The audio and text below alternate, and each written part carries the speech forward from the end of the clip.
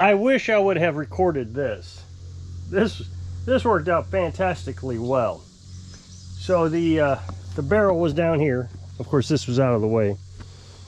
And I put down 2 fence posts from the trailer. This leans back, so it'll pop up. So the tail end was down, and I put 2 fence posts up against the trailer. And then I just slid, or I pulled it up with the winch here, and it just worked so well. Just yanked it right up. I held on to it so it wouldn't fall over as it was coming up, and Carolyn pushed the buttons, but it just pulled right up. So I really am happy that I put this on here. That has just done so well. I mean, I've had to modify a few times trying to figure out the weak spots, and I think I've got them now. I've had to add these 2 boards here to kind of help support it because this board cracked. I don't know, but I screwed, since it cracked up the length of it, I took 2 screws, wood screws, or well, several wood screws, ran them up through the crack to hold it together. Then I put this on there, and now that should eliminate that from cracking again. So sure does work good. Again, you know, I just had to work through the issues. I could have used steel.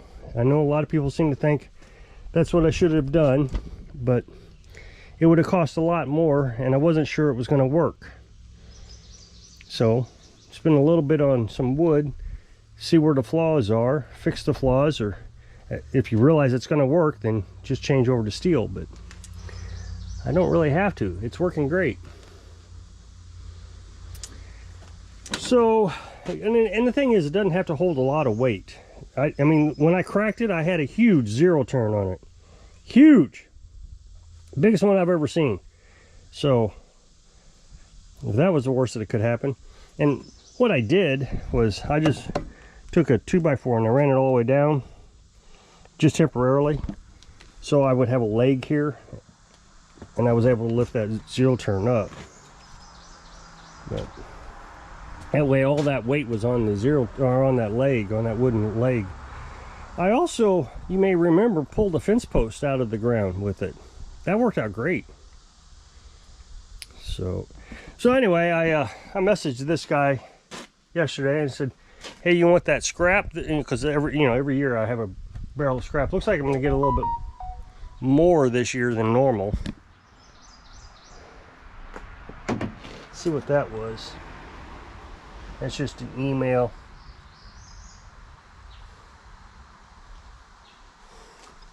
I'm expecting text messages. That's why I'm checking. So anyway, I messaged him yesterday, and I said, you want scrap? Last year I had just 1 barrel, but this year I'm going to get more. I mean, it's only July, and this one's full. So he comes up, he takes the whole barrel on his trailer, takes it down to his place. I mean, he only lives down the road maybe 2 miles. It might be a little further than that, but not far. And then he brings the barrel back. So anyway, I messaged him yesterday. He said, yeah, I'll take it. I'm off work tomorrow, which is today, and I'll get with you and I'll come and get it. Okay, great. Well, I think it's almost 1 o'clock now, and he hasn't messaged, so he's not coming. I just can't even understand that. Kind of, I said 1 o'clock, it's actually 12 o'clock. But I mean, at least message and say, yeah, I haven't forgotten about you. Can we do it at such and such time? Nope. So what I end up having to do, so I can free up the beast, because I gotta have the beast, is I'll just put a brick underneath the tongue of this and drop it off over there somewhere. Really not happy about it, but not much else I can do.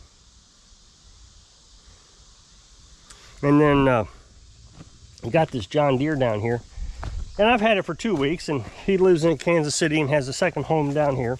I'm always pretty lenient with folks that live in Kansas City because they're always so good at paying.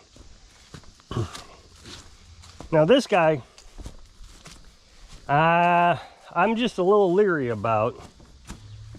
I mean, he called and said he wanted a belt. I've told you about this several times, and when I got over there, everything was wrong. The blade was falling off, spindles were broke.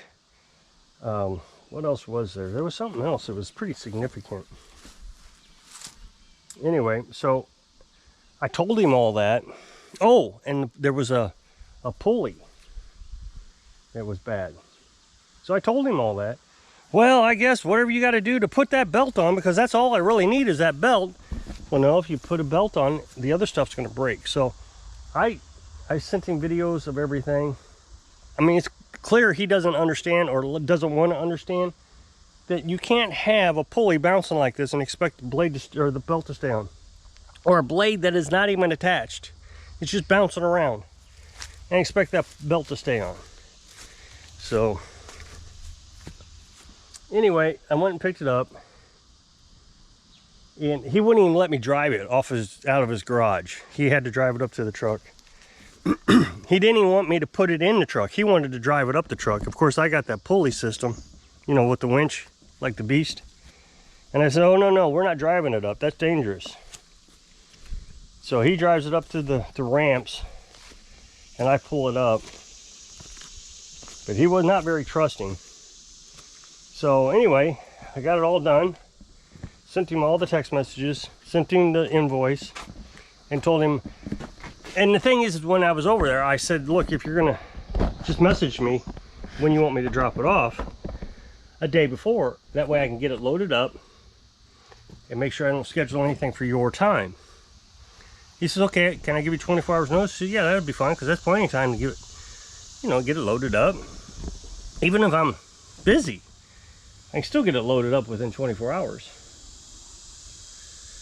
So he said he'll be back down on the 17th. So I said, okay. So when I sent the invoice, I said, I understand that you won't be down here until the 17th. Please give me 24 hours notice before you get here. Again, it's noon. I haven't heard a word from him. And I know what he'll do. They all do it. All of them. I'm here. Or they'll give me 10 minutes notice. I'm in such town. I'll be down there in a few minutes. And I'm just going to reply, I asked for 24 hours notice. It takes more time to get it loaded up, and you know, I got customers I'm dealing with. I got another mower on the truck. You know, all these things can happen.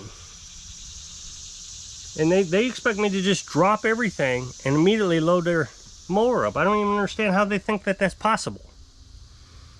So I suspect that's what's going to happen. I don't understand people. I sure don't have that sense of irresponsibility. I just can't do it. I just cannot do it. I've told you a story before. I made an appointment with the mechanic, realized I wasn't going to go to it. Like, it was like I was going to be there on Thursday for the appointment. And then Monday was a holiday.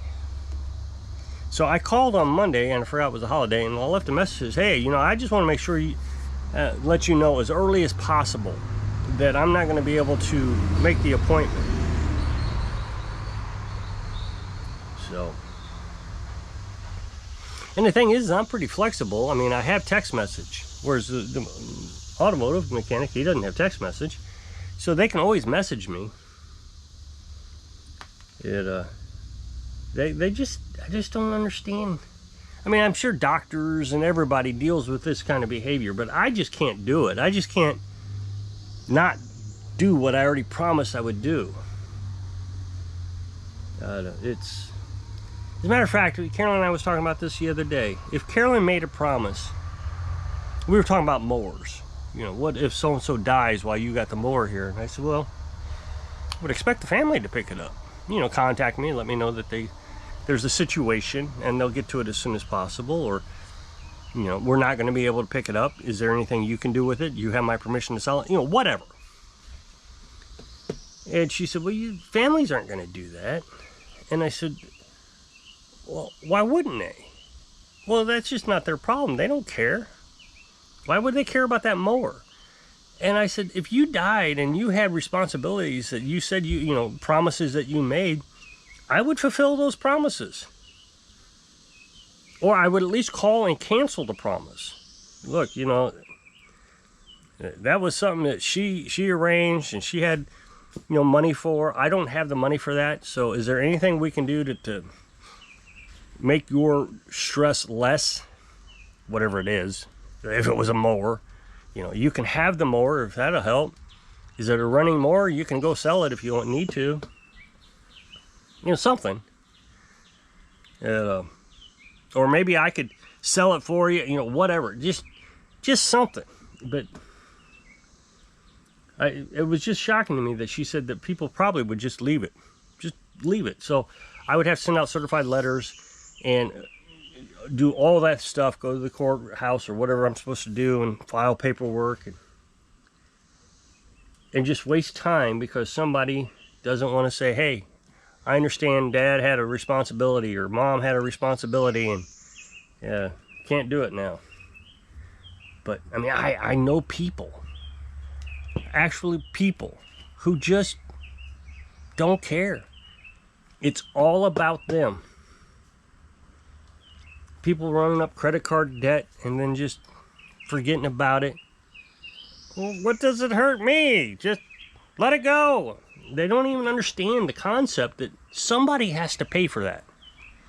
And usually it's the poor guy working in his backyard repairing lawnmowers. That's who pays for it. The rich don't pay for it. I've proven that over the last few days. You know, oh, I donate to the place and so I get to dump my trash in the dumpster. And they come to find out they didn't donate. Or, hey, you know, you got $200 that you can spend on this lawnmower. Go ahead and fix it up. And I'll be sure to pay you. And they come back over, I'm not paying you. And that's a rich person. So rich people don't pay. They don't pay. The manipulators and the people who are completely irresponsible, they don't pay. So who pays? The one guy trying to make it. That's who pays. It's an interesting world that we live in. Everybody seems to think they get a special treatment, a special pass. And they don't realize who they're passing it on to. I never realized this, but something has hit this. We need a screw there. That's what we need. All this time, look at that. I got a screw there, but I don't have one down here. Huh. I just noticed that. That is so weird. I guess I just missed it. All those years. How long we've been living in this house now? Well, there was a lot of things I missed on this house. So, but the thing is when people look at me, oh, you chose this lifestyle to be free and happy and all this, and that's true, I did. But it was also out of necessity.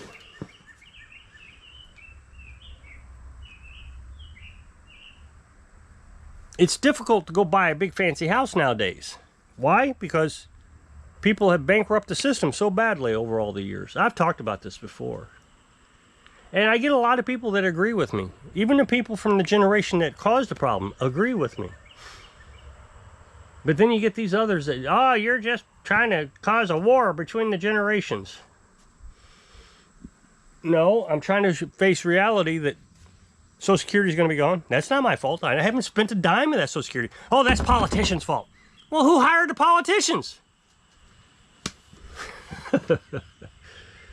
So, anyway, I'm going to jump off of here and wait for text messages that will never show up. So, if you'll click this up next box, take the video over to my other channel. We'd appreciate it. Go check it out. So, I hope I can inspire you. I don't know. Keep your promises. Sing, live your dreams. Thanks for watching.